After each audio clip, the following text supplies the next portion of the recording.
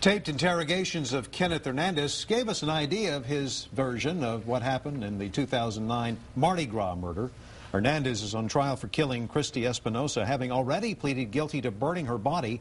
His wife, Martha, was convicted in the murder last month, but the couple has blamed one another for suffocating Espinosa.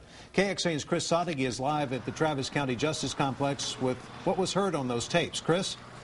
Well, Robert, the interrogation of Martha Hernandez was one of the key pieces of evidence that helped convict her. So far in Kenneth's interrogation, he's talked about what a violent person his wife was, but also claimed to have no knowledge about a crime to which he has now pled guilty.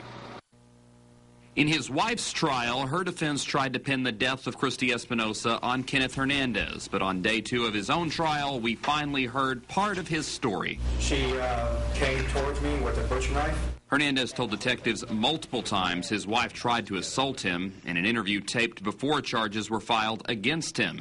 And at one point, he even calls his wife, who'd gone missing after the murder. Are you in trouble? Because, I mean, they're looking for you.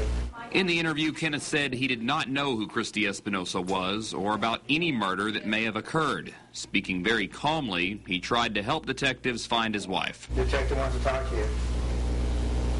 She hung up. Yes, she hung up. But Kenneth has already pleaded guilty to some of what he denied in the interrogation. His attorney, Keith Lauerman, says additional tapes to be heard later will explain why. Well, I think all the tapes are significant, and I think as we go along, you'll find out a little more insight into Kenneth Hernandez and what his version of the story is. Other day 2 testimony came from forensic scientists and other investigators, and Lauerman thinks they worked in his client's favor. None of the DNA linked Kenneth Hernandez to anything that was found either on the scene or in the car.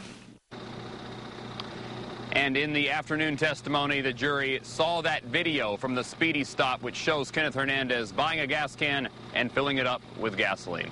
We're live at the Travis County Justice Complex. Chris Sadeghi, KXAN Austin News.